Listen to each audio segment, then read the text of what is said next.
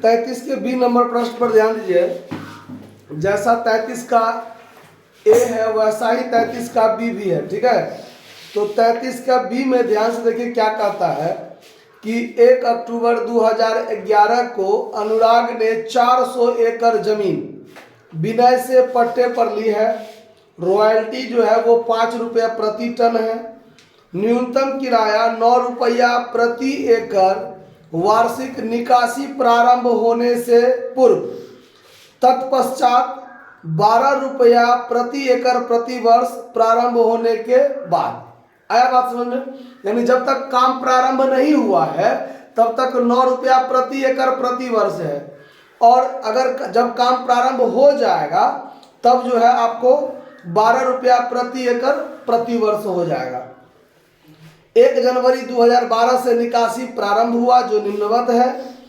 2012 में 500, 13 में 1200, 14 में 800 टन निकाला गया है। अनुराग के पुस्तकों में, यानी अनुराग जो है आपका, अनुराग है पट्टेदार और विनय है पट्टादाता, ठीक है, यानी कौन? भूस्वामी। अब देखिए, अब आगे कहता है कि आपको भूस्वामी का खाता खोलना है और शॉर्ट वर्किंग अकाउंट खोलना है। स्पष्ट क्लियर कर दिया कि सिर्फ 2 खाता खोलना है, तो रॉयल्टी अकाउंट नहीं बनाएंगे। यह मानते हुए कि लघु कार्य राशि केवल 2012 वर्ष तक ही वसूल की जा सकती है और कितना 2013 तक, ठीक है, और 31 दिसंबर को खाता बंद होता है। अब चलिए, अब यहाँ पर देखिए 2011 से पट्टा पर लिया है ना, तो सबसे पहले ईयर, आउटपुट, रॉयल्टी जो कि @ 5 रुपया पर टन है। उसके बाद minimum rent, short working recouped, amount paid to landlord और unrecouped short working transfer to PL account. यही चीज है। 2011 से ही पट्टा पर है, तो 2011, 12, 2013, 2014 क्लियर है। आउटपुट जो है 2011 में नहीं है, 2012 से काम प्रारंभ हुआ। 500, 1200, 800 इतना निकाला है। उसके बाद रॉयल्टी 5 रुपया है, तो आउटपुट है नहीं तो रॉयल्टी भी नहीं होगा। इसमें रॉयल्टी हो जाएगा 2500 रुपया, इसमें 6000 रुपया और इसमें 4000 रुपया। क्लियर है। अब मिनिमम रेंट, तो मिनिमम रेंट का आपको कैलकुलेशन करना पड़ेगा। Calculation of minimum rent for 2011। अब 2011 के लिए जब हम करेंगे तो ध्यान से देखिए, 2011 में आउटपुट नहीं हुआ है, नहीं हुआ है, यानी निकासी एक भी टन नहीं निकाला गया है। तो रॉयल्टी मिनिमम रेंट के बारे में कहता है कि जब तक निकासी नहीं होता है तो 9 रुपया प्रति एकड़ प्रति वर्ष, यानी हमने 4000 एकड़ जमीन लिया है पट्टा पर। 4000 एकड़ लिया है ना, 4000 नहीं 400 एकड़ जमीन लिया है पट्टा पर। क्लियर। और निकासी प्रारंभ होने से 2011 में तो निकासी नहीं हुआ, तो 400 गुने 9 यानी 3600 रुपया मिनिमम रेंट पर ईयर बनेगा। कब? काम प्रारंभ होने से पहले, क्योंकि काम प्रारंभ नहीं हुआ है इसीलिए। तो अब देखिए 2011 में कब लिया है पट्टा पर? 1 अक्टूबर को लिया है और 31 दिसंबर को बंद होता है, तो 3 महीना ना पट्टा पर है। और ये जो 3600 रुपया है ये तो पूरे साल का मिनिमम रेंट है, तो 3 महीने का कितना होगा? तो 3 महीने का जो निकालेंगे, 3 मंथ का जब हम निकालेंगे तो 3600 गुने 3/12, 3 चौका 12, 4 में 36, 900। तो इस वर्ष का मिनिमम रेंट कितना हो जाएगा? 900। क्लियर। फॉर 2012, अब 2012 पर जब हम काम करेंगे तो 2012 में जो काम हुआ है वो 1 अगस्त 2012 से निकासी हुआ।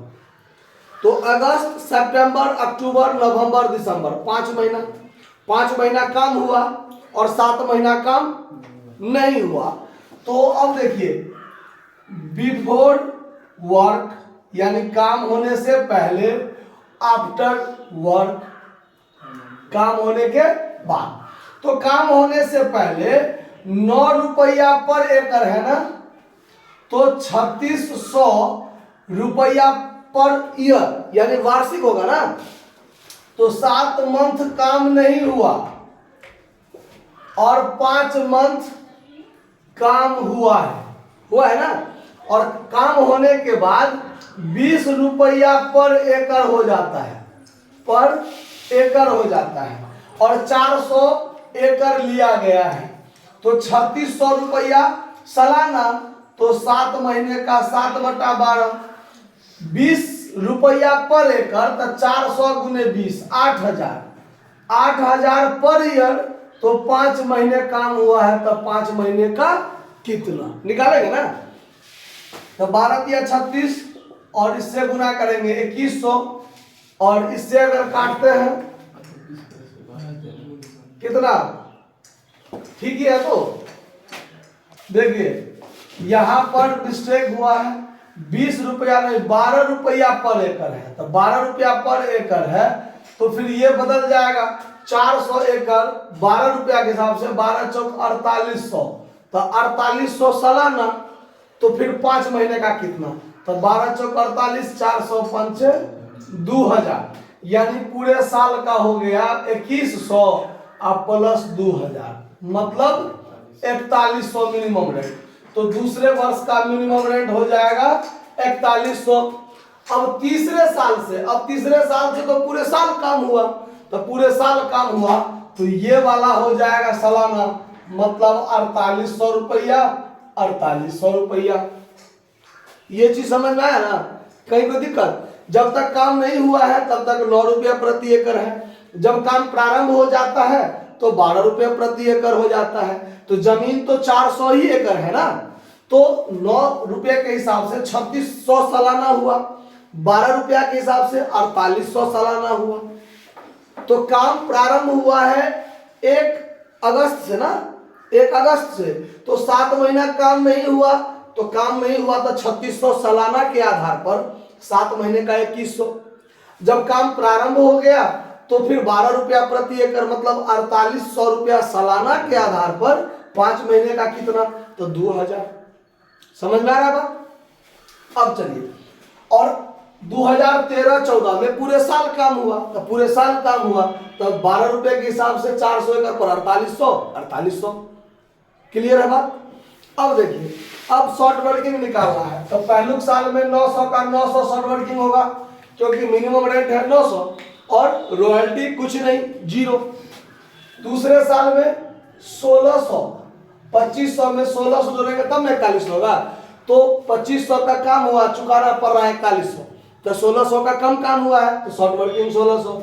इसमें शॉर्ट वर्किंग नहीं होगा और इसमें शॉर्ट वर्किंग होगा कितना, 800। क्लियर। अब रिक्यूब्ड, तो रिक्यूब्ड के बारे में कहता है कि आप 2013 तक ही रिक्यूब्ड कर सकते हैं, 2013 के बाद आपको रिक्यूब्ड करने का अधिकार नहीं होगा। तो रिक्यूब्ड करने का अधिकार नहीं होगा तब तो ये रिक्यूब्ड नहीं होगा, 2014 में तो रिक्यूब्ड नहीं होगा। यहाँ एक तो शॉर्ट वर्किंग हुआ है, अगर ये ज्यादा भी रहता तो भी रिक्यूब्ड नहीं होता।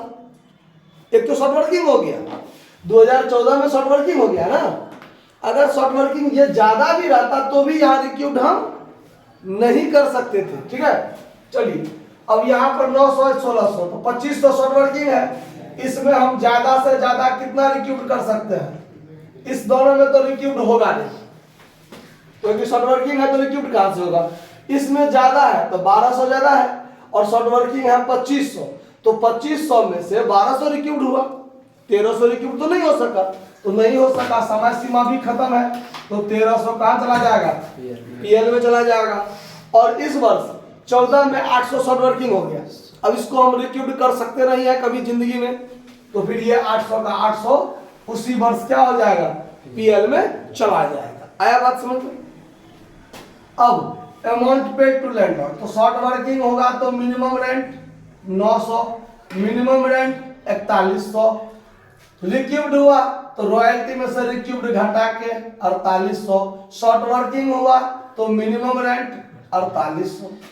कोई दिक्कत? अब सवाल में कहता है कि शॉर्ट वर्किंग अकाउंट बनाइए और लैंडलॉर्ड का अकाउंट बनाइए। तो लैंडलॉर्ड कौन है इसमें? विनय। तो विनय का खाता बनाएंगे ना। लैंडलॉर्ड कौन है? तो यहां लिख दीजिए लैंडलॉर्ड अकाउंट, यानी ये लैंडलॉर्ड कौन है? विनय है। फॉर्मेट खींच लीजिए।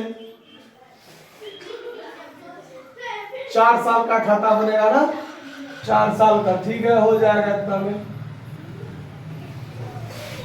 देखिए फर्स्ट ईयर है आपका 2011, तो 2011 में शॉर्ट वर्किंग हुआ है।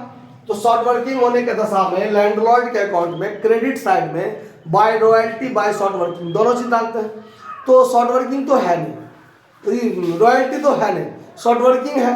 तो सीधे आप 2011 में यहां लिखिएगा by royalty by short working. Royalty है नहीं, शॉर्ट वर्किंग है 900, तो यही 900 रुपया ना लैंडलॉर्ड को आप पेमेंट कीजिएगा। तो यहाँ पर आप 900 डाल दीजिए, टू बैंक अकाउंट पेमेंट कर दीजिए, ठीक है। 2012 में शॉर्ट वर्किंग हुआ है तो फिर यही पोस्टिंग होगा by royalty account by short working account. Royalty है 2500, शॉर्ट वर्किंग 1600, मिलाकर 4100। तो यही 4100 रुपया क्या करना पड़ेगा? लैंडलॉर्ड को चुकाना पड़ेगा 2012 में टू बैंक अकाउंट 4100। फिर 2013 में काम कीजिए तो 13 में क्या हुआ? रिक्यूब्ड हुआ है, तो बाय रॉयल्टी पेमेंट हो, मतलब काम होगा बाय रॉयल्टी पर, डेबिट में जो पेमेंट होगा होगा, बाकी रिक्यूब्ड हो जाता है। तो यहां पर बाय रॉयल्टी अकाउंट 6000 है ना, और यहां पर 2013 में टू बैंक अकाउंट पेमेंट होता है 4800, और 1200 क्या हो जाता है? टू शॉर्ट वर्किंग, जो रिक्यूब्ड हो जाता है इस 6000 में से, ठीक है। रॉयल्टी 6000 है ना, वही चीज 2014 में फिर शॉर्ट वर्किंग हो गया, तो रॉयल्टी और शॉर्ट वर्किंग दोनों मिलाकर ये 4800 पेमेंट करना पड़ता है ना।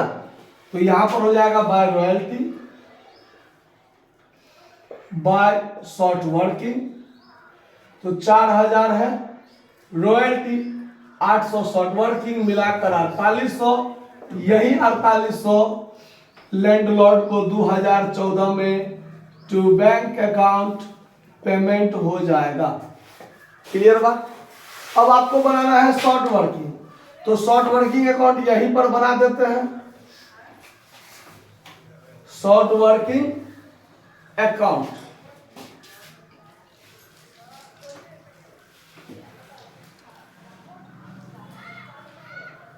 शॉर्ट वर्किंग अकाउंट पर ध्यान दीजिए, DR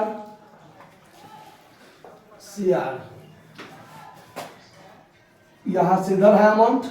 अब देखिए 2011 में टू लैंडलॉर्ड होगा कि नहीं होगा? शॉर्ट वर्किंग होगा तो टू लैंडलॉर्ड, और रिक्यूब्ड होगा तो बाय लैंडलॉर्ड, बाकी सीडी बीडी वाला कार्यक्रम चालू रहेगा। तो 2011 में टू लैंडलॉर्ड, तब विनय का नाम होगा। टू लैंडलॉर्ड का नाम है विनय, तो विनय डालेंगे, नहीं रहता तो नहीं डालते। कितना रुपया है? 900। तब पहला साल में खत्म हो गया बात। ये चीज 2011 में बाय बैलेंस CD हो जाएगा 900। फिर 2012 में टू बैलेंस BD होगा 900। फिर 2011 में शॉर्ट वर्किंग हुआ तो टू विनय अकाउंट 1600, 2500 टोटल। तो 2012 में कुछ नहीं हुआ तो बाय बैलेंस CD 2500, टोटल 2500। 2013 में टू बैलेंस BD 2500।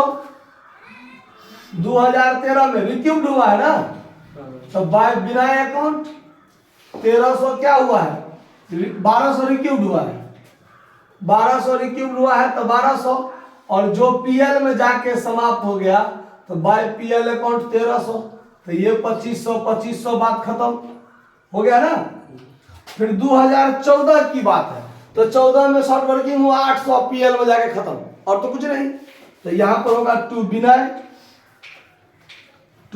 अकाउंट 800, और यही 800 2014 में बाय पीएल अकाउंट में जाकर क्या हो जाएगा, समाप्त हो जाएगा। बात आया समझ में। तो ऐसा ही आपका जैसा 33 का ए था वैसा ही 34 का भी, वैसा ही 33 का भी और वैसा ही 34।